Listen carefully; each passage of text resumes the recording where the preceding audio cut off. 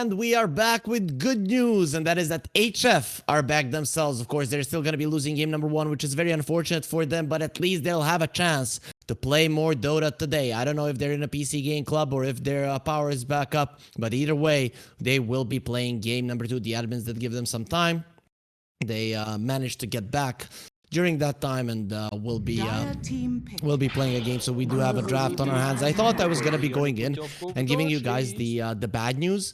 So I'm pretty happy that this is the way it ended. HF, of course, this is still gonna be feeling quite bad for them, but it is what it is. You can't really do much about it. You cannot change the past, but at least you can look towards the future. And that's what HF are going to be doing. So, as soon as they see a Brood, they pick up a CM and a Naga Siren. Guys, also to remind you, there is going to be a series after this one. I'd say the best series so far in the tournament is going to be PuckChamp versus Hydra. Those are the two teams that have been looking the greatest. Let's see Sigma how they're going to do. I know Sigma versus X3 after things happened to X3 as well. Kind of unfortunate as well. They started playing well the next game. So let's see if that's going to be the case in this one as well. HF, though, they did show in the previous one that if they crush the laning phase, they can definitely win 20 minutes in. They were 12k goal behind, which should have been enough to win that game. They also got the Aegis, and as soon as the Roche died, bam, they're out. But anyways, we'll be hopping in now. After we see the Brood, no surprises, there is going to be a Naga Siren. There is going to be a Crystal Maiden. I expected to see a Snapfire because that's what people usually get when they see a Naga and they play a Brood, because it actually equalizes the lane, maybe even switches it into Brood's favor. Doesn't really matter what the position 5 of the Naga is, but Sigma went for a Lesh. So here's the deal. I have seen Leshes lose to a Naga quite often as well. And HF have been solid with the Naga, right? If I'm not mistaken, one of the games that they won against Hydra or PuckChamp, they did play a Naga Siren. Let me check this real quick. What's happening there. So versus Hydra? No, I know they played the Furion. That was their the Nature's Prophet. People that didn't play Dota 1. No, it wasn't the Naga Siren. Actually, I'm not seeing Xani played it too much. Yes, it is a good counter to the Brood. Yes, it's really strong in the current meta, but if you don't play it much, I'm not speaking about the player in general. I'm speaking about the team. You might not know how to move with the hero. They do go with aggressive support, so something that can constantly fight with Rubik and the CM. But now you need that mid laner that is going to be able to utilize their power and their spell spamming. Tiny comes out. That is a great hero to crush these two. Of course, this is going to be a support Tiny most likely. 5 seconds remaining. I doubt we're gonna see a position 1 Lesh, right? Not out of the question, but not really sure if that's something that they want to go for. There's gonna be the SF, so this could be a Tiny SF safe lane, actually. Because Tiny isn't the greatest hero to lane with the Brood. He can't survive the harassment of the CM, but he doesn't like playing against the Naga because she does mostly physical damage, or only physical damage, especially with the minus armor. And as a hero with 0 armor, you do really suffer from that one. So we'll see what he does. But SF is actually quite nice in terms of you buy a BKB, so Rubik and the CM are no problem for you. And you are... you're a mix of magical and physical damage, so you can deal with the Naga Siren. Though I can definitely see the greed here for Sigma. Quite a lot of it as well. This is a really good Primal Beast pick. A really good one, especially because it's flexible. Proletari showed he can play it in the previous game. I'm pretty sure Race can do that as well. But overall, other than the Avalanche, there is nothing to stop you, right? SF hates playing against the Primal Beast because you get destroyed. So we'll see what Sigma does. Usually, the carries you want to have against the Primal Beast are something like a Morphling, Faces Void, you can get away from him. SF is not that kind of a guy. I'm actually surprised that Sigma just didn't pick a Morphling here. It's just an amazing hero against the Naga Siren, against the CM, against the Rubik. I'm still surprised. SF is a great one. Mixture of physical and magical, as I mentioned, but the Morphling definitely would have been a better choice. Especially now when you see the Primal Beast. Well, the hero probably wouldn't have come out if there was a Primal Beast there. We're saying YNT, they themselves lost to a Naga Siren with an SF and a Brood against... oh no, they won against an SF and a Brood. Doesn't matter. So they know that these two heroes don't really work too well against the Naga. But PuckChamp was playing very greedy in that game. Though then again, you could say that Sigma are playing really greedy in this game as well. It is looking that well. Team ban. That way. But they ban out the Clockwork, so they're thinking that might be something that's going to be laning with NSF. That is a good hero to keep the Primal Beast at bay, though the Tiny would be decent as well. Why the Tiny is decent with an SF? Well, first of all, laning phase, you toss people towards the SF, you then want to run away, sets up for an easy triple raise, right? Remaining. There's no way you're going to be missing Radiant those. Then team later on in the game, you start charging up the Requiem, right? You go for your dance, and he just tosses a hero towards you. You explode, and everyone goes down. There's really nothing that you can do to prevent that. But overall, I'd say the drafts are equal at this point. Remaining. HF do have the last pick, and it's still not certain if it's going to be a mid 5 seconds or an offlane remaining. Primal Beast. But I would assume offlane, because Proletari has played it in the past quite a lot. Played it in the previous game, has shown quite a lot with it. And Rubik is actually a great hero with the Primal Beast, because the hero has a lot of HP, so he survives through magical damage. But then you have two ways to reduce the physical damage of the enemies. One to increase. Oh, okay. That's something we don't see often. It actually looked like a pretty decent pick here. Though, if there's one hero when I used to play Oracle, I had like 700 games in this hero, that was a problem for me. It was the Naga Siren. Timber comes out. I'm not so sure about the Timber. Is that Proletari Timber? I'm gonna assume it is. No, it's actually gonna be a race. So we're getting some Malrine vibes here. Mid lane Timber. The only one recently that I've seen make it work is Malrine, and Malrine got eliminated from Division 1 with Namiga. Of course, Timber was banned out every single time, but overall, I haven't seen many success in the mid lane Timber Cells. People just don't play it aggressively enough in my mind. He doesn't care about the Oracle. Oracle prevents magical damage. Timber does pure damage. So anyways, back to the story. The hero I hated playing against as an Oracle was always the Naga Siren. Because you use the song and then you break up that 5 seconds that positioning that you want to set up with the Oracle lineup. The problem is, this is not a classic Oracle lineup in a sense that you have a Huskar or someone that is attacking a tower and the Oracle behind. Lesh likes to be all over the place. He doesn't really need to be standing his ground to be doing the damage, just taunting the enemies to go for him. And it creates a different pattern, right? And plus, when you look at the heroes of HF, they don't really catch the Oracle. Of course, the only thing I'm scared here for Sigma is their laning phase. They could get crushed there. It is very dangerous, you know, trample over the SF. The Brood versus the Naga. The Timber Saw, because that can pop off if he doesn't need to rotate too much, get the levels into the mid lane, and then just rotate to get the kills. So I'm going to be going for Sigma. I do think that HF are probably going to be a little bit sad about what happened earlier, so probably won't be able to get into the right mental state of the game.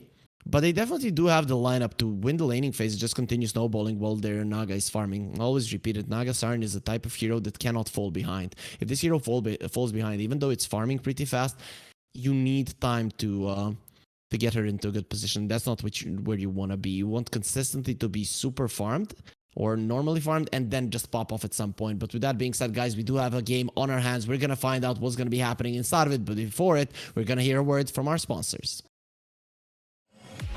Bets on esports, bets on streamers, impressive bonus system. Welcome bonus up to $600, cashback, artifacts, regular promotions, daily giveaways. Try yourself as a bookmaker. Great lines. EGB.com, more than just a bookmaker.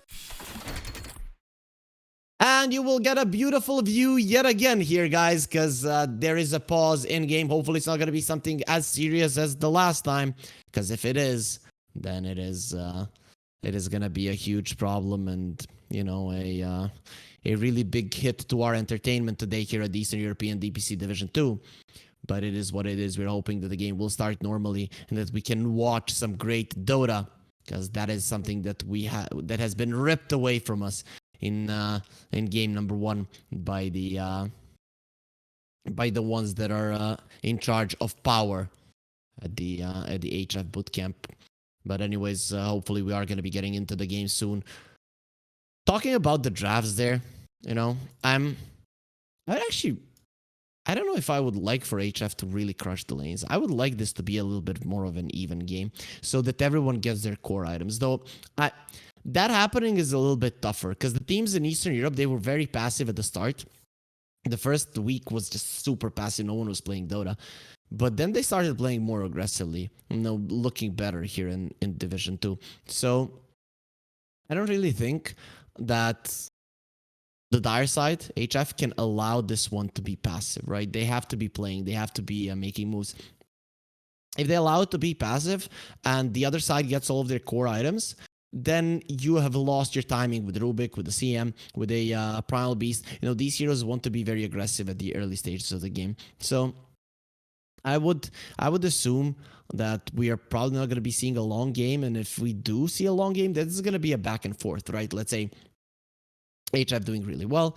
They're getting some kills.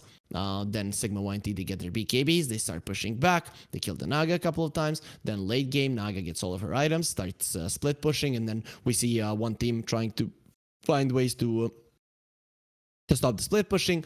The other team trying to find the ways while the split pushing is being stopped to catch heroes. So that is something that we usually expect for tier 1 teams because they do everything right. But here in Division 2, you don't really make as many of the moves happen, and then it is a problem. You're still not getting any info now, so I'm starting to be afraid. At least in the last game, we had a little bit of fun when things started going south, because Vanscore died to 5 disconnected people, and he didn't die to the creeps in the jungle. He died to a disconnected hero.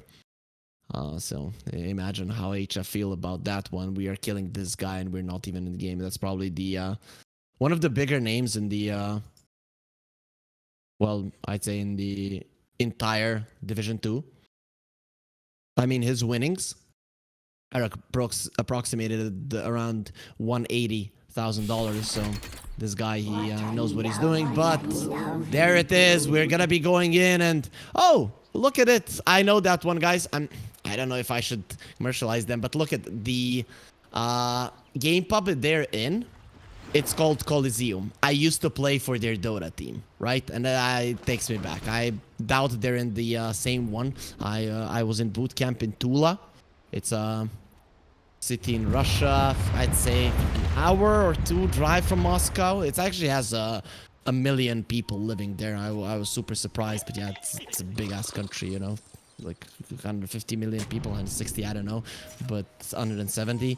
But with my country, you know, having 8 million people, it was just insane that there's a 1 million people city that I have never heard of. But yeah, I have played for that team. I definitely have some of their shirts here. I guess I won't be bringing them onto the stream to give them more commercial, but they're already seen that. They have that cool little smiley logo. So that's quite fun. I know they have solid gear there. There shouldn't be any issues with HF. The battle begins. Okay, so that does take me back. Vanscore is going to be trampled a bit. Of course, does have the Fortune's End there. That's a really nice thing. You can purge off the upper row stacks. But they're actually sending Vanscore to the top lane. Okay, so it is the idea that the Oracle lane's top lane. We'll see how much he does there. And it's not so much about the Oracle laning top lane. It's about the Tiny laning bottom lane, tossing people towards the SF, and with the Avalanche and the toss stopping the Primal Beasts from coming forward. So erase mid lane with the Timber Saw. I want to see which spells he's gonna be getting. So whenever I see Malrine, he doesn't even get 1 point in the reactive armor. He just maxes out the first and the second spell. Second spell first, the first spell second. But on level 2, he does get the Whirling Death twice. Anyways, the other Timber Saws that I've seen, you know, have taken 2 points in reactive armor, which I think in the mid lane is mostly a mistake.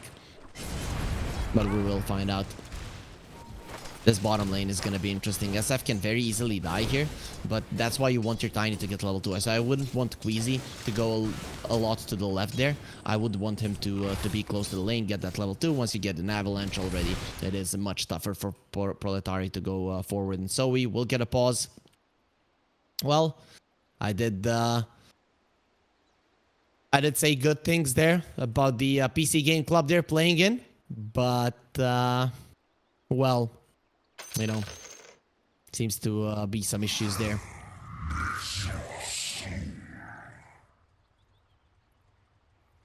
Setting something up. Hopefully everything is gonna be nice and dandy there, so that we can continue the game nicely. Overall, top lane, well, Brood versus the Naga Siren. We know that should be Naga Siren favored. We'll see if the Oracle can help there. I don't think you can help much. You do have the Fortune's End, which is a good spell to do some damage to the illusions, but you can't really clear them out. You're not a snap far. So this Oracle is just gonna have to be useful later on for the Lesh. And you would assume, right? You use the Fate's Edict. It's gonna be tough. We have the Diabolic Edict on the Lesh and Fate's Edict that's gonna be used on the Lesh. If you don't know, guys, that is the second spell of the Oracle that doesn't allow you to attack, disarms you, but does give you magic resistance or magic immunity, whatever. You're not immune to stuns. Magic, 100% magic resistance. Let's put it that way. But so he's gonna have to be used later on. The problem is with the Fate's Edict in this game is that Timbersaw can still kill people through it, so he doesn't care much about it overall. We'll see if and how much the Oracle will be useful in this one. I haven't seen it too much. I know that Game Gladiators have played it a couple of times. They've played either the Wisp or the Oracle with the Lesh, and in the current meta, it does make sense to do it. But against the Timber, it is going to be a bit tougher to make it work.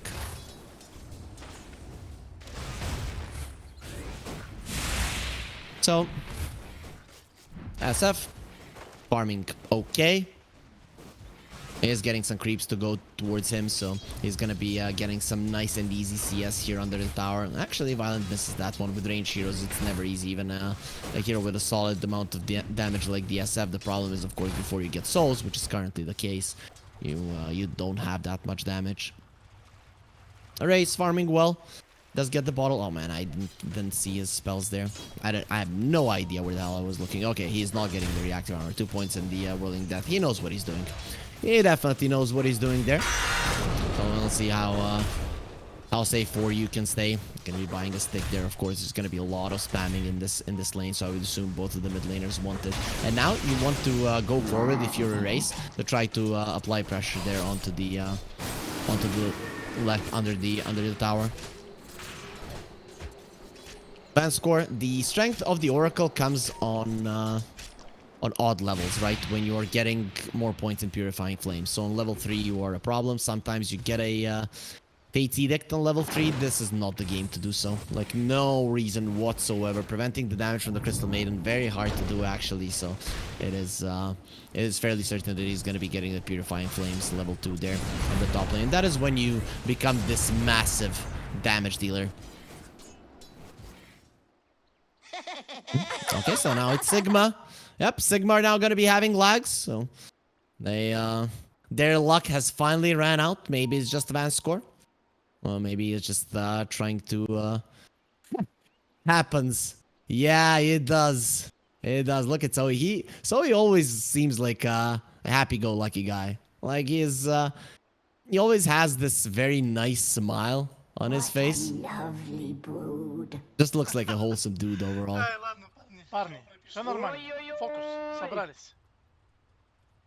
I feel like no one also has that type of an expression.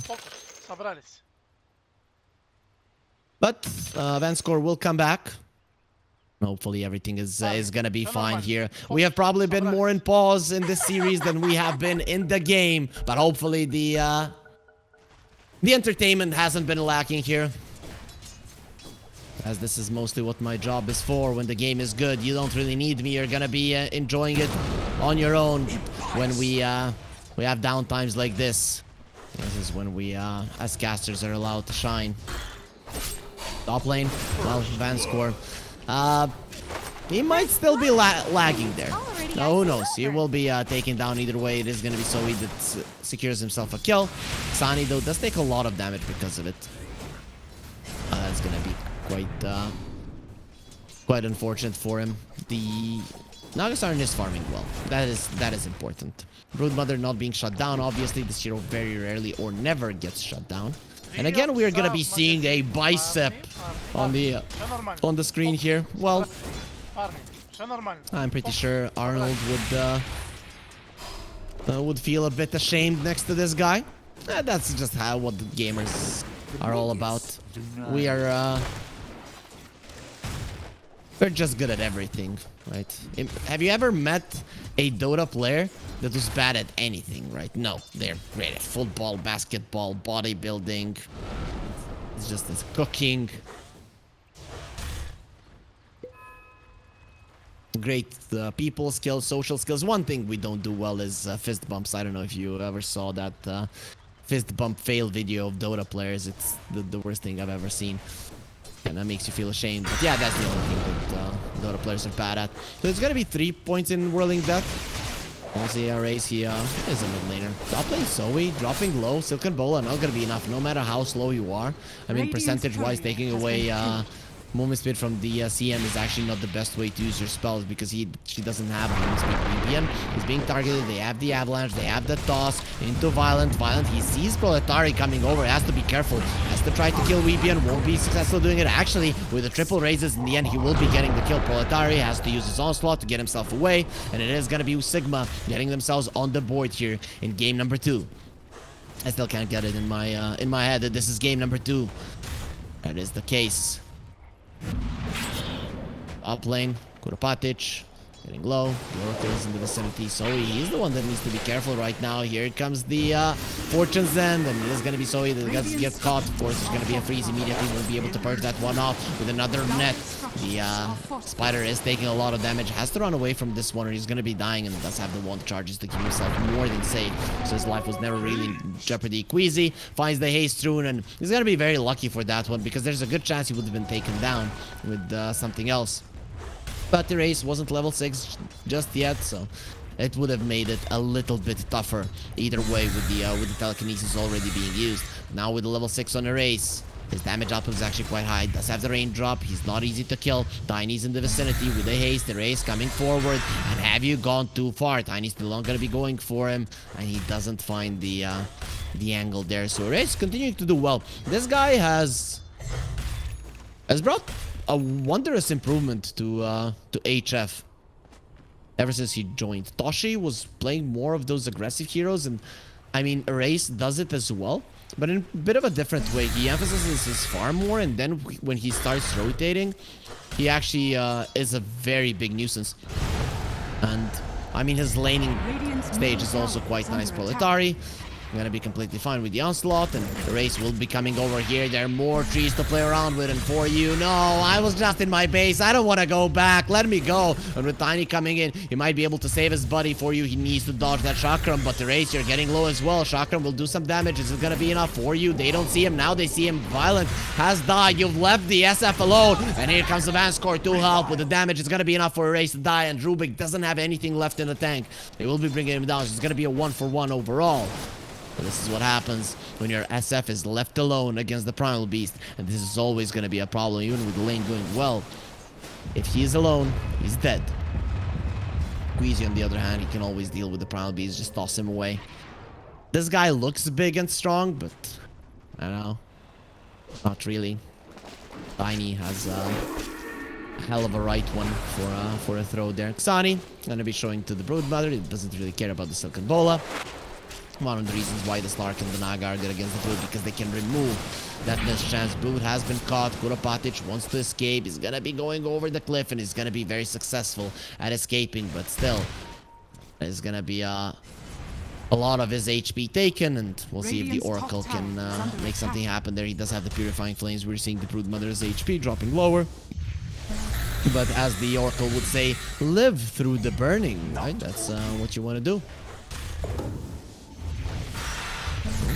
For You has been caught. What is that damage? Yep, you're gone, my friend. For You is dead. Oracle is gonna come over, but just to secure some creeps for himself with the Purifying Flames. Meanwhile, top lane, now that means he doesn't have an Oracle to save him. Kuropatic dropping low, he's surviving, but the Timber is coming over with the chain. He should be able to get towards him, going over cliffs. You can do it, but I can so as well, and he does finish him off with the Timber chain. Definitely wasn't expecting that one, but the race is here.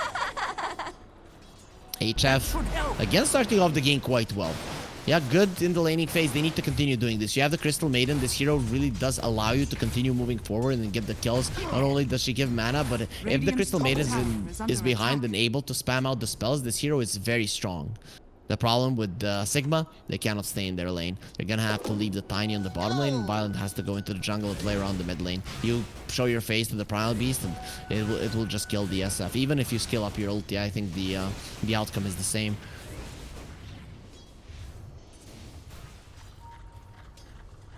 So Erase, he's going for a Sanjakaya. That is normal build for a mid Timber. Sanjakaya into an Aghanim Scepter. That's what you go for. And if the enemies don't have a BKB, well, they're just dead.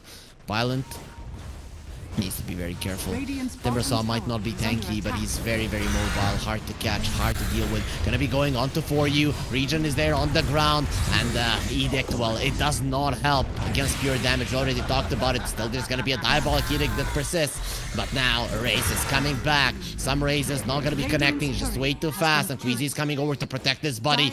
Get away, Violent. I will protect you with my life, it seems, but at least the SF will be getting himself out. Double Raze, the only one will be connecting. The Violent is one that has to be careful. Sani coming over, he's gonna be tanking the tower. He goes for the ulti and he explodes, but not in the way that he wanted. He's not gonna be able to finish that one off. Raze gets an ultra kill. Just beautiful movement around that fight. HF, they're looking like a better team than Sigma today. A team that is eliminated and a team that has a chance to go towards Division 1. If game number 1 was played till the end, well, we know, I mean, it was played till the end, but normally, under normal circumstances, HF, 99% that they would have won. And it all comes down to Erase. They just changed their mid player, and this team is completely different.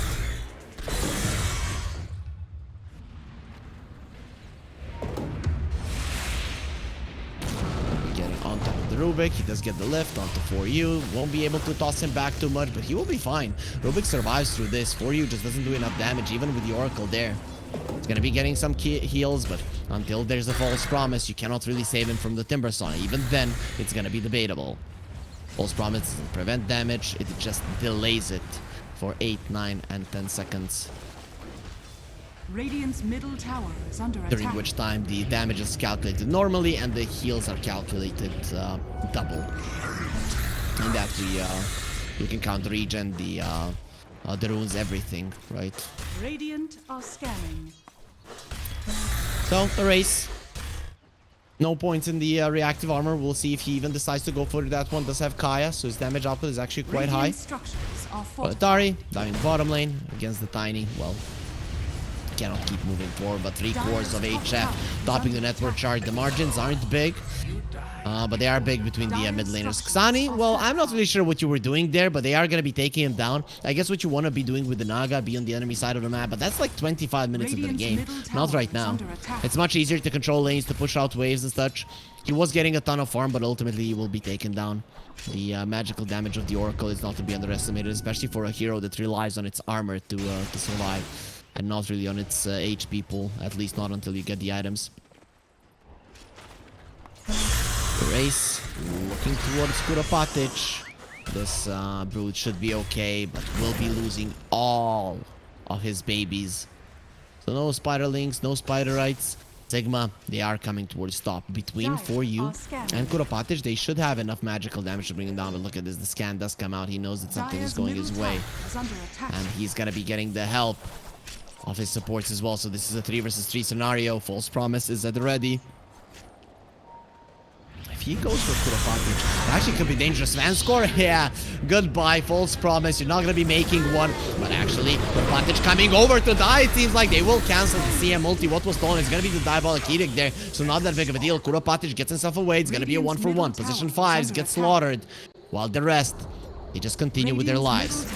Robotic continuing to be greedy here. He might die. He does have a hood. Not really going to be helping you against the Timber Saw, is it? Going to be getting into the trees. He understands if those trees get cut down with the Whirling Death, he's going to be taking too much damage. As if you don't know, if you with every tree that gets cut with the Whirling Death during its usage, it increases the damage of the spell by a certain amount. It used to be it's magical damage, but if it connects onto a tree, it's pure. Oh no, it's always pure. Well, it is gonna be the Rubik God, follow-up stun. They have the toss as well. Not gonna be using it. Advanced score like a good Oracle gets the kill. It's not even gonna be the Purifying Flames, but it's actually gonna be the Fortune's End that secures the kill there onto the Rubik race. Pop the haste. No one saw him. SF has to be careful. Violent, you better use your ulti immediately or you're gonna die.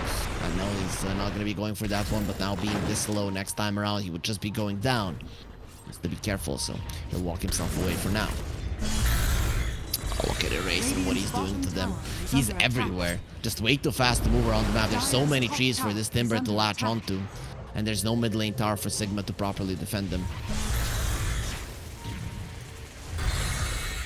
Making sure lanes are pushed out, then he connects with his team super fast in the race.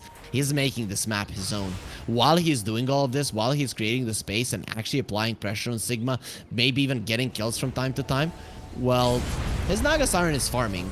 And you do have okay ways of dealing with the Naga later on, but an overfarmed Naga you're never gonna beat. And this is gonna be one. Xani is just gonna be doing whatever he wants in terms of farm, and he's gonna be getting that Manta very early on, pre-16-minute Manta it seems like.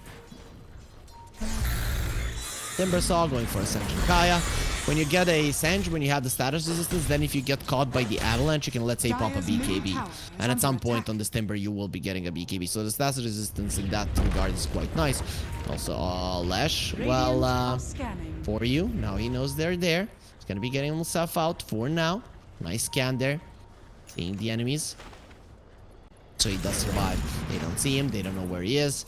He will be dodged. Advanced score in a good position to save his Leshrac. His ward will be taken down and the Purifying Flame stolen by the Rubik. That's a lot of damage from a lot of range for the Rubik. Of course, it's not going to be used in healing purposes, but in terms of murdering, he's going to be more than happy. Violent is going to be grabbed by Proletari, but help is immediately going to be coming. He does have a BKB on the Primal Beast, so this hero is not really a target.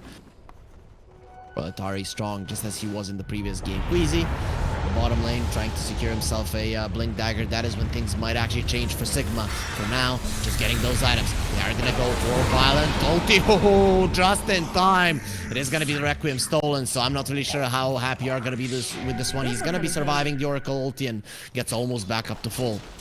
But sometimes, guys, don't be fooled. Even if you get close to full, it means that you were actually close to death. Because the Oracle heals could have been late for like a second or two. Then it wouldn't have been enough Van score. And he was did get the heals in. The reason why the SF healed so much is because there was a stolen Purifying Flames on the Rubik that didn't initially kill him, and then that Purifying Flame started healing through the False Promise as well. But the big thing here is that the Requiem was stolen. It's a level 2 Requiem with max souls as well. And the Rubik with an Ethereal Lens, he wants to go for the kill. He sees Violent. Of course, there is the Fate's Edict there to protect him, so I don't know if this means that you're going to be killing someone, but it's definitely a threat that Sigma are gonna have to have on their minds. Blink on the Tiny, 17 minutes in, so it's time to make things happen. If Sigma don't use this timing really well, get themselves into a stalemate, equalize the lead somewhat, things are gonna go downhill really fast. You get an Orchid on the Naga Siren, you sleep people, you get on top of the Oracle, it's over. So the way that you play with an Oracle, if that starts happening, you, as the ulti is ending, you're spamming the Fortune's End on you. If you manage to cast it after the silence, you are gonna purge yourself. We find they found the Timber. There's gonna be a little bit to protect him. And Queasy, well, nice Blink Dagger reveal right into the Requiem. Now they're gonna catch the Oracle. 2 heroes dead. HF, they're crushing Sigma.YNT yet again. Yes, the score does say 1-0 for Sigma, but we all know the reasons for that. They, HF, are just looking like a better team, a much better team. This is the second game that they're absolutely trashing their opponents. Of course, this game is not as bad as the previous one. You still have chances of Sigma, but all of their lanes are pushed in.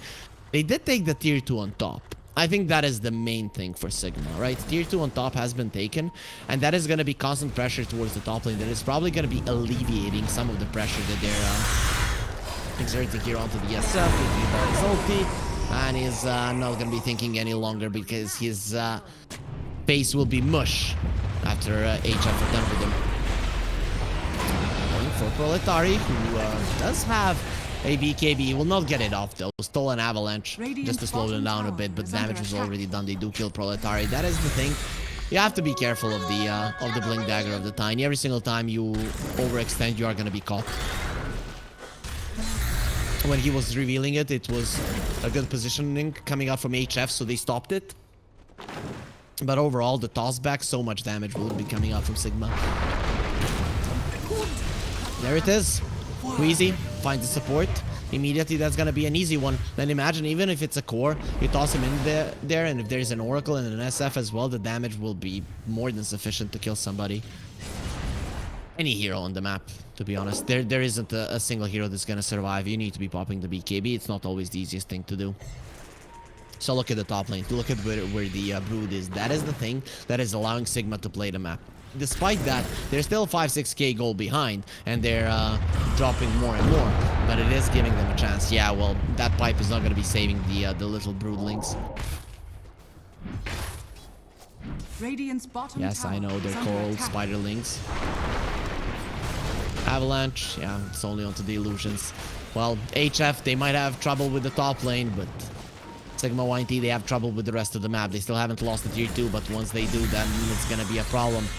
Already, the Oracle is gonna start healing himself. You can get 2 Purifying Flames out on yourself during the Fate's Edict, but they found the Rubik. That's gonna be a very nice kill, and Weebian is gone. So having good vision there in their own jungle is gonna be quite nice. So TPing out, not gonna be happening. Fortune's End is there for him, and it does really seem pretty unfortunate there as the Crystal Maiden. Very easy kill. It is gonna be Queasy that grabs it with the tree. Orchid and the Naga. Xani, the way that he's playing, I actually think maybe he should have just gone hard immediately. Though, considering that there's a Roche happening, if he gets there in time, gets the sleep off, well then it's a completely different story. Let's see, Roche is half HP, it's dropping fast, but they are coming over. They are missing 2 of the supports right now, still have the control of the outpost, and it is gonna be the Chakram inside of that one. Xani doesn't get there in time. You want to act like a diva so that everyone has to wait for you. So in the end, you're not even going to sing your song. And that it is going to be an Aegis into the hands of Sigma. 20 minutes in, the Roche falls just like in the previous game. Of course, last game, the ones taking the Roche down were HF. And after that, they were struck by the most unfortunate of events. Sigma.YNT, they got the Aegis, and there could be an unfortunate event coming for them as well, though. Not in terms of an power outage, but in terms of them losing a fight quite heavily at that. Timbersaw is going to be getting his Aghanim Scepter done right now. I would like him to go for a BKB. From what I'm seeing, he doesn't want it, but I think a BKB is a necessity for him. Right, you go into an avalanche, you can easily die. You're just not that tanky. You have no saves, but look at the chakrams. Blink Hex is nice, but you need it only in the later portions of the game, which we are not at just yet, and you're gonna have the map to farm for sure. But the damage output of the Timbersaw is stupid, and he doesn't care about the Oracle saves. That is the case. Radiant's bottom tower is under attack. Radiant's bottom tower. Jump in, Tiny. He is there. What was stolen? It's gonna be the 3 throat that is stolen. It's not that big of a deal. Tiny in a little bit of trouble. He's gonna be saved for the time being, but it's not gonna be the false promise. Ulti from Violent. He does use the raise. Doesn't want to give that one to Weebian. But look at the chakrams flying. He has to be very careful there on Violent, but he's gonna be getting Weebian. So whatever you did steal, you're gonna give it back. Violent is going forward for you. He wants Proletari as well. He's being slowed down by the illusions, but does have the onslaught to get himself out. So it is going to be fine. HF get themselves out of that one, and there's going to be an Oracle flying through. In the end, the catch won't be there. And the rest of HF, they get themselves out. They'll only lose a Rubik. So the thing is, when you're playing against the Aegis of the enemy team, you want to play on their side of the map. You give them a hero there and you pull out, and then you're not going to be losing any objectives. You don't want to be losing heroes near your own objectives, so that's actually a really good death overall. HF are not going to be mad. They're continuing to farm, or at least if they're not farming, Sigma isn't farming either. They're not allowing Sigma in this situation to reduce your lead. Usually, when the enemies have the Aegis, you are preventing them from increasing their own. This time around, you are slowing them down and reducing your own lead. But anyways, 5k gold lead, 6k gold lead. That's gonna be pretty much the difference currently. But this mid lane tower, well, it's taking a ton of damage. They don't have the glyph, it's gone. In terms of towers, Sigma are doing a really good job here. Of course, HF are gonna be pressuring on the bottom lane as much as they can. Dire's courier has been killed. Pipe is done for the Primal Beast. I like it. Actually, a lot of damage coming out from Sigma is going to be magical. So you want to be keeping the illusions alive a bit as well. Blink Dagger for raise. That does give you a lot more to play with. You can use the Timber Chain and Blink Summer Wind. Then you're going to be going through a lot of things. Yes, it can work that way, guys. So... and we'll see how Race actually plays this one. Smoke was used. Proletari is being targeted. That's an 8-second BKB that he does have. Still holding on to a tier 1 item there. I guess actually quite nice. He will get caught. Tossed into the ledge. The follow-up stun not gonna be happening. That's a TP out. 8-second BKB down the drain. So they do get something for their troubles. But now they know that Violent is all alone here in the mid lane. Doesn't want to give the ulti to Rubik. Already did steal something. The silence onto the Oracle. And the SF is dead. He popped the BKB. He's gonna die again. Yeah, there's no saving for it right now. Buyback on the Oracle. It's a little bit too late, don't you think? And he thinks about going for the ulti. That was such a big mistake. Coming out from Violent. Coming out from Vanscore. Big mistakes made from Sigma. I mean, they were already behind, but this is just a huge one. No false promise coming out. Not keeping yourself in a good position as the Oracle. What you want to do is, you know your enemies are on the right. You don't keep yourself in the middle of the lane. You go on the left. So they have to go through the SF. SF pops the BKB just before he's going to die. That is really weird. If you had a BKB there, then you use the Requiem. At least you get out with an SF. Right? At least. Now it's just looking very grim for them. The Naga Siren, as I mentioned, you need to consistently be getting stronger, and then at one point you're going to be popping off. That's when you get the heart. If you get the heart pre-25 minutes, you're going to start farming so much because the enemies won't be able to kill your illusions, right? And you can send them very aggressively to farm. That is exactly what's happening right now for Xani, who we haven't seen, but he's topping the network chart there. You know, guys, just like the people who control the world. But they're not really on the Forbes list, right? And by the stories I've heard, I don't know, you know, the rulers from the shadows. But anyways, he's not from the shadows. We don't see him, but we see him on the network chart that he's definitely the strongest, the richest guy on the map. Money is power. That's what it is. Let's see, the Proletari is being targeted. The Avalanche toss into a Requiem. They're going to be doing a ton of damage to him before he pops the BKB, and the right clicks from Violent. Well, they're going to be a bit too much. You're going to have to use the false promise. Not going to be using it. That's a dead Oracle for 70 seconds. So was this really worth it when you don't have two of your supports? And that's going to be the entirety of the map now taken by the side of HF, of course. We are seeing the Kuropatic Broodmother on the top lane, making sure that you always have to come back there. And actually he's doing a solid amount of damage to the tier 3. This could be a path to victory for Sigma. Violent has to pop the BKB. Xani just gets himself away easily, and his illusions are very tough to deal with. Yeah, path to victory in the top lane. That's if Xani just doesn't take everything away from you. And he's trying to do exactly that. DD on the Timbersaw. Well, not really the greatest of runes. DD is a really shit rune for HF in this game. Naga Siren doesn't really benefit from it all that much. Timber and the Primal Beast, well, not really these two. Don't attack. Once you use the trample, you cannot right click. When you use the chakram, you cannot right click. So it is the worst rune for them to find. That's why he picks it up. You're not gonna wait for the Naga. So what you want in this game is an Arcane rune or a Illusion rune. One for the Timbersaw, the other for the Naga. YNT leading their base, while Queasy, his blink will get cancelled, and he'll have to use the Force Staff to get himself into a safe position. HF, only lane they're scared about is the top lane, but they push it out, and when they're not showing on the map, the Brood cannot show either. And there's the Illusion rune. Well, good luck now, Sigma, because those illusions are gonna crush you. They're gonna go everywhere. They're gonna farm everything. And the illusions, The runes are very, very strong. Again, we're going to be seeing the Tiny just like when he was revealing his blink there. He's going to get silenced, but they caught the Oracle. No way to remove that one. Proletari almost gets taken down by the SF, but it's not going to be enough for you. He comes close, and very soon he regrets his decision. He's going to have to use the 9-second BKB to just TP away. They don't have the physical damage to end him. But they might be just ending the hope of Sigma.YNT of winning this game number 2. I think Sigma shouldn't really pick this Broodmother. It is looking like a greedy choice that they cannot utilize. I've never seen them in game number 1 or this game number 2 come towards the Brood and make something happen, right? Bait the enemies towards the top lane and catch them. And that is, I mean, it has to be the Tiny, right? With the Brood, I always want to have more heroes, more catch heroes. But then when you pick a Tiny, that is fine.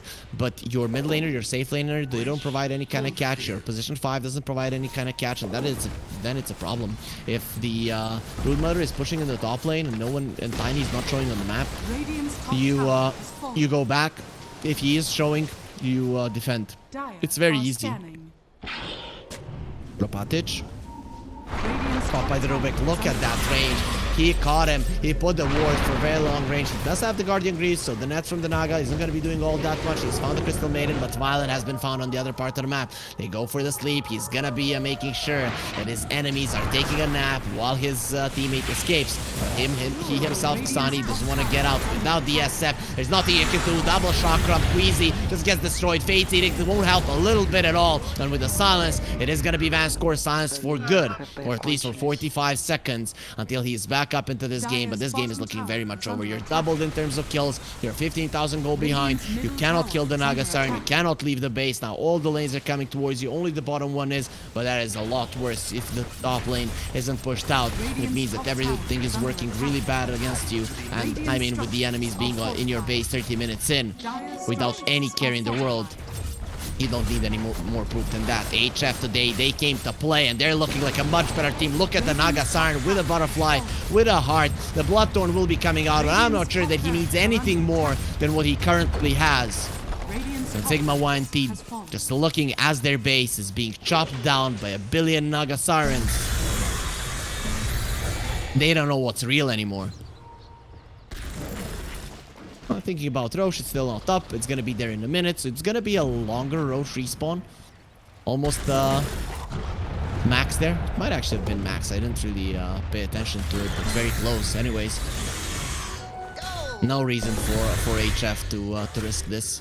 When I say risk it, going to Roche, and then after the Roche dies, their power dies as well. Sigma in a smoke. Where are they walking to? They want to defend the Roche. They understand Roche falls, we lose the game. You have to make something happen. Do they have the strength to fight? Well, not really, but you can always get that right jump with a toss back into a Requiem. The thing is, HF are saving buybacks. This is the surefire way to never lose the game. If you're winning the game, second Roche, and this heavily, second Roche is the thing that seals the deal. You save your buybacks and you won.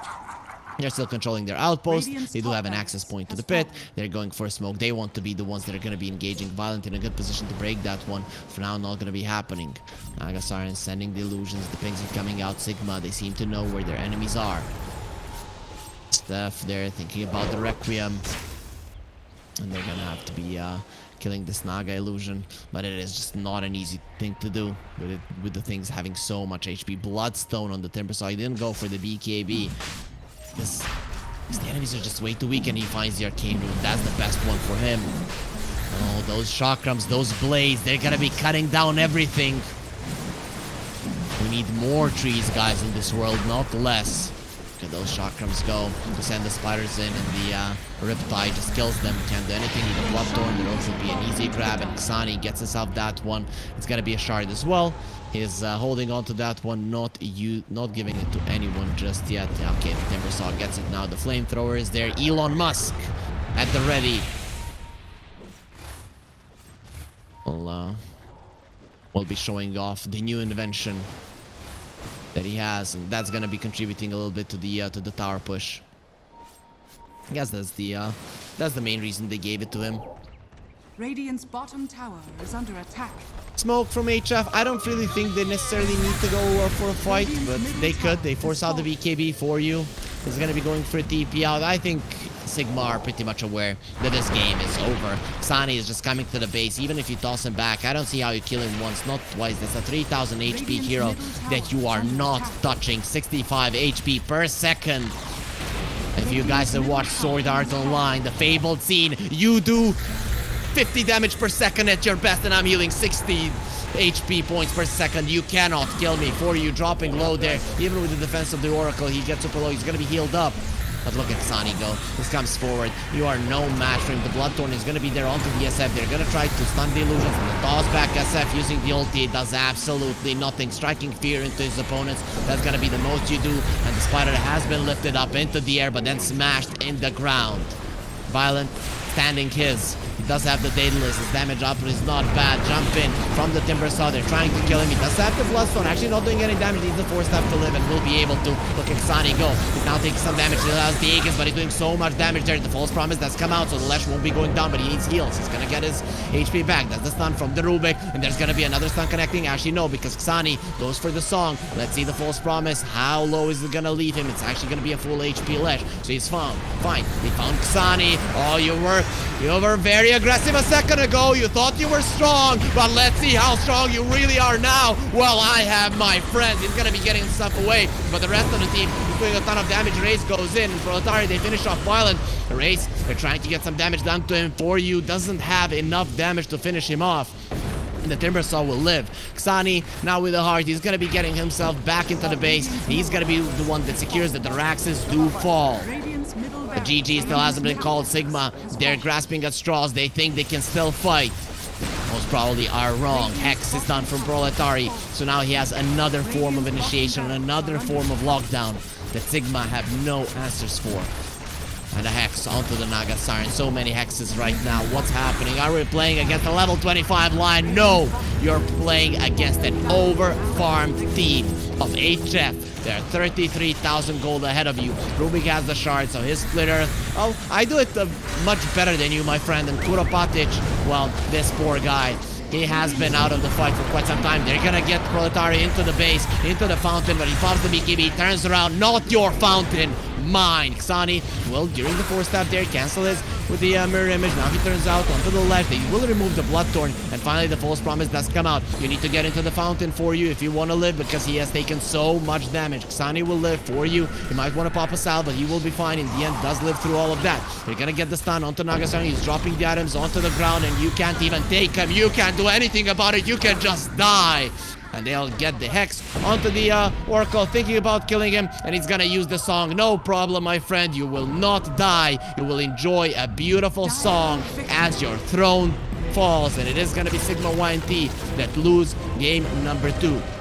To be honest, looking at the series, this should have been a 2-0. Should have been a 2-0 HF if they didn't have problems, but they did. For those of you guys that don't know, game number 1, 20 minutes in, 12 or 13,000 gold lead for HF. They are killing Roche. They killed the Roche, and they lose their power. They couldn't get it back up. Now they're in the PC game club. They had to forfeit that one, or they lost. It doesn't matter. The game was paused after 15 minutes, and they lost. Now in game number 2, they're again going to be crushing their opponents from start to finish. They had a really good control of the game. There were times there where the Brood was applying pressure on top, but very nice way of dealing with it. You send one hero, the other 4 are pushing out the bottom and the mid wave, and ultimately you get yourself so far ahead that the enemies are helpless. Pretty much what happened here at 30 minutes into this game number 2. With that being said, we are going to be going into the decider, where HF are going to be trying to win their second series of the tournament. If this does happen, guys,